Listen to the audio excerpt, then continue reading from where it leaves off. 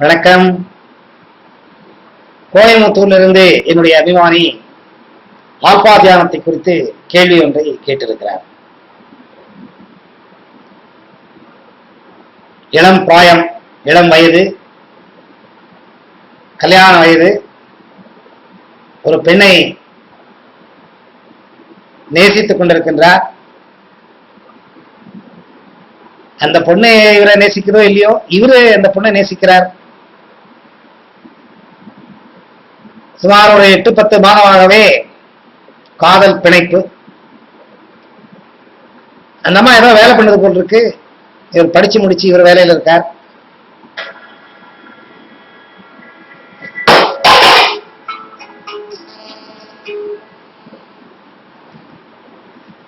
இவரே அந்த அம்மா கூட எல்லாம் பேசியிருக்கார போல் இருக்கு.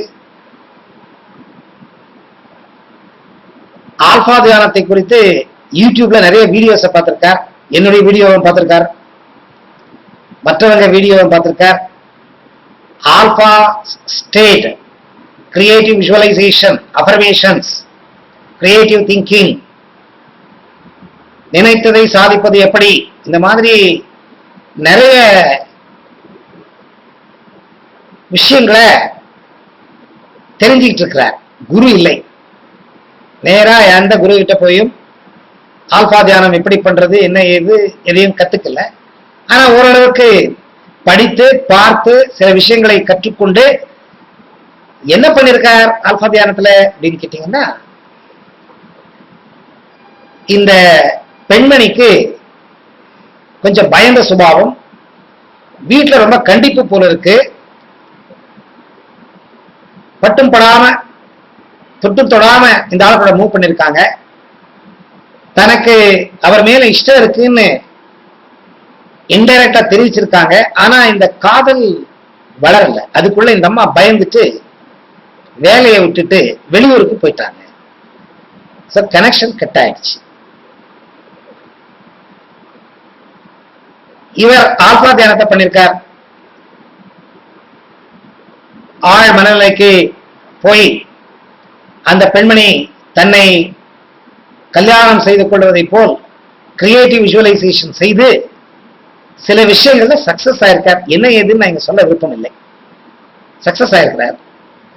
இப்ப என்ன இருக்குன்னு கேட்டீங்கன்னா, இந்த பையனுக்கு ஒரு பெண்ணை பார்த்து நிச்சயம் செய்வதற்கு முன்னாடி போயிருக்காங்க. இவருக்கு கல்யாணம் பண்ணிக்க இஷ்டம் இல்லை. ஆனா அந்த பொண்ணு ஓப்பனா எதையும் சொல்ல மாட்டேங்குது. இதை ஆல்பா தியானம் செய்து அந்த பெண்மணியை என்னுடன் சேர்த்துக் கொள்ள முடியுமா அப்படின்னு என்கிட்ட கேள்வி கேட்டார். நல்ல கேள்வி. அவருக்கு நான் என்ன எக்ஸாம்பிள் சொன்னேன்னா, இந்த ஹிப்னாட்டிசம் இந்த மனசுக்கு சம்பந்தப்பட்டது. யார் எந்த சாதனையை செய்யணும்னு நினைக்கிறாங்க, திருட சங்கல்பம் அப்படின்னா கெட்டி மனசு பண்ணணும். சாதிக்கிறதுங்கிறதே கெட்டி மனசுதான். எந்த விதமான கஷ்ட சந்தர்ப்பங்கள் வந்தாலும் எடுத்த காரியத்தை, எண்ணிய எண்ணங்களை விடக்கூடாது. தோல்வியோ வெற்றியோ கடைசி வரைக்கும் போய் பார்க்கணும். அந்த போராடும் குணம் சாதனையாளர்களுக்கு நிறைய இருக்கணும். இருந்தாதான் சாதனை பண்ண முடியும். மத்தியில விட்டுடக்கூடாது. கஷ்டம் வரத்தான் செய்யும்.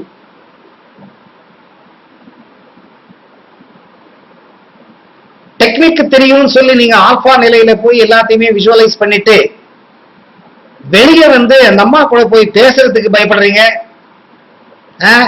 போராடி அந்த அம்மாவை கல்யாணம் பண்ணிக்கிறதுக்கு நீங்க அந்த அம்மா பயப்படுதுன்னு நீங்க பக்கம் போறதுக்கே பயப்பட்டு இருந்தீங்க. முடியாது. பெண் பார்க்கறதுக்கு ஏன் விட்டீங்க? வீட்டுல ஒரு பெண்மணியை காதலிக்கிறீங்க. உயிர் போனாலும் அந்த பொம்பளையை நீங்க விடக்கூடாது. ஃபைட் பண்ணி கல்யாணம் பண்ணிக்கணும். இஷ்டம் இல்லாத ஒரு பொண்ணை நீங்க காதலிச்சு உபயோகம் இல்லை. அந்த பொண்ணுக்கு இஷ்டம் இருக்கா இல்லையான்னு உங்களுக்கு தான் தெரியும், எனக்கு தெரியாது. உண்மையாவே அந்த பொண்ணு உங்களை இஷ்டப்பட்டுட்டு இருந்தா, பயப்பட்டுட்டு இருக்காங்க, அந்த பயத்துல இருந்து அந்த பெண்ணை வெளியில கொண்டு வந்து அவளுக்கு தெளிவை கொடுத்து நீங்க காப்பாத்துவீங்கிற நம்பிக்கை அந்த அம்மாவுக்கு கொடுத்து, உங்க பேரண்ட்ஸ் எல்லாம் ஒத்துக்கிட்டு இருக்காங்க பண்றதுக்கு கல்யாணம் நீங்க சொல்லிருக்கீங்க. அதனால உங்க பேரண்ட்ஸையோ ரிலேஷன்ஸையோ யாரையாவது நீங்க கூட்டுக்கிட்டு அவங்க ஃபேமிலியோட போய் பேசணும். அறகுறையா ஒரு பெண்ணை நீங்க வந்து தூண்டி விட்டு வெளியே வந்துடக்கூடாது. அந்த அம்மா வேற மனிதரை யாராவது கல்யாணம் பண்ணிவிட்டா கூட நிம்மதியா இருக்க மாட்டாங்க. மனசுல ஒரு விஷயத்த நம்ம போட்டுட்டோம்னா அது பூதாகாரமா வளர்ந்துடும். என்னுடைய அறிவுரை, ஆல்பா தியானம் செய்யுங்கள். அதாவது நிறைய சேனல்ஸ் இருக்கு, தமிழ், தெலுங்கு, கன்னடம் நிறைய சேனல்ஸ் இருக்கு. 24 மணி நேரம் டெலிகாஸ்ட் பண்றாங்க.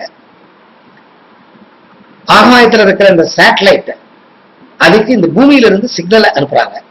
இந்த ஈதர் இந்த சிக்னலை கொண்டு போய் சேட்டலைட்டுக்கு சேர்க்குது, வயர் இல்ல மத்தியில. அது மேல எடுத்துக்கிட்டு திருப்பியும் கீழே தள்ளுது, டிஷ் அதை இழுக்குது. இழுத்து அந்த டிஷ் உங்க டிவிக்கு கனெக்ஷன் ஆயிருக்கு. 24 மணி நேரம் ப்ரோக்ராம் டெலிகாஸ்ட் ஆனாலும் அந்த ப்ரோக்ராமை நீங்க பார்க்கணும்னா ஃபர்ஸ்ட் டிவி ஆன் ஆயிருக்கணும், ரெண்டாவது பர்டிகுலர் சேனல்ல நீங்க டியூன் அப் பண்ணணும். அப்பதான் உங்களுக்கு வேண்டிய கிரிக்கெட் மேட்சோ இல்ல சூப்பர் சிங்கரோ இல்ல ஏதோ ஒரு இஷ்டமான ஒரு காரியக்கிரமத்தை நீங்க பார்க்க முடியும்.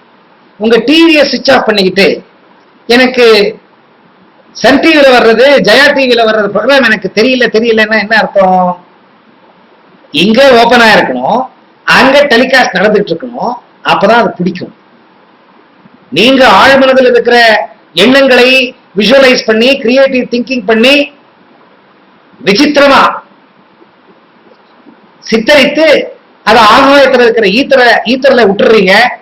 அந்த ஈத்தர் உங்க சிந்தனைய ஒரு நாள் அல்ல, ஒரு வருடம் அல்ல, 10 வருடம் கூட அது அலைஞ்சிக்கிட்டு இருக்கும். தனக்கு சம்பந்தப்பட்ட அலை வந்த உடனே அதோட சேர்ந்து காரியத்தை சக்சஸ் பண்ணும். இப்படிதான் நடக்குது.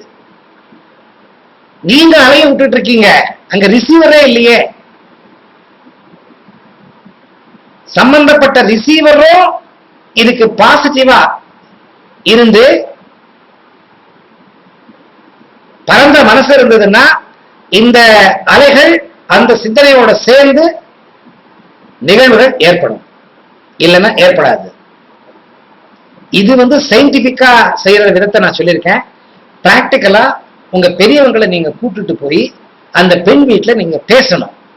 நிஜமாவே அந்த பெண்ணை நீங்க விரும்புறீங்க, அந்த பெண்ணு உங்க மேல விருப்பம் இருக்குன்னா பெற்றோர்கள் பர்மிஷன் எடுத்துக்கிட்டு போய் கேட்டு பாருங்க. அவங்க மத்தியில் அந்த பெண் இந்த பையன் உங்களுக்கு பிடிக்கலன்னு சொல்லிட்டா நீங்க என்ன பண்ணாலும் சரியில்லை, தவறுதான். ஒருதலை காமம் அப்படின்னு சொல்லுவோம், ஒருதலை காதல். அதனால யோசனை பண்ணி செயல்படுங்க. எல்லாத்தையுமே பைத்தியகாரத்தனமா விஷுவலைஸ் பண்ணி அடைந்துடலாம் அப்படின்னு நினைக்காதீங்க. ஆனா முடியும், நீங்க வெயிட் பண்ணணும். அதுக்குள்ள கல்யாணத்துக்கு போயிட்டீங்க, பொண்ணு பார்க்க போயிட்டீங்க. சோ இதெல்லாம் இருக்கக்கூடாது. எல்லாத்தையுமே தடை பண்ணி நிறுத்தி அம்பிகாபதி அம்மாவர்கள் செத்து போயிட்டாங்க, சாகக்கூடாது. காதல் சக்சஸ் ஆகணும், கடைசி வரைக்கும் ஃபைட் பண்ணணும். அதுதான் உண்மையான காதல். நன்றி, வணக்கம்.